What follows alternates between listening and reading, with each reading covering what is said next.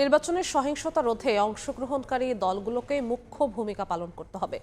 জবাবদিহি ছাড়া সুষ্ঠু গণতান্ত্রিক পরিবেশ নিশ্চিত করা সম্ভব নয়। ডিবেট ফর ডেমোক্রেসি আয়োজিত ছায়া সংসদ বিতর্কে এসব কথা বলেন সিপিডির সম্মাননীয় ফেলো অধ্যাপক ডক্টর রওনক জাহান। বিকেলে এফডিসিতে আয়োজিত আগামীর সংসদ নির্বাচন ও গণভোট সুষ্ঠু হলেই গণতন্ত্র সুরক্ষিত হবে শীর্ষক ছায়া সংসদ বিতর্কে তিনি বলেন, এখনও পুরোপুরি কাটেনি ভয়ের পরিবেশ। সামাজিক মাধ্যমগুলোতে ভয় ও সহিংসতা যাতে না ছড়ায় সেজন্য ইসিকে পদক্ষেপ নিতে হবে। এছাড়া পোস্টাল ব্যালট ইস্যুতে ইসির আরও সতর্ক থাকা উচিত ছিল বলে মন্তব্য করেন তিনি।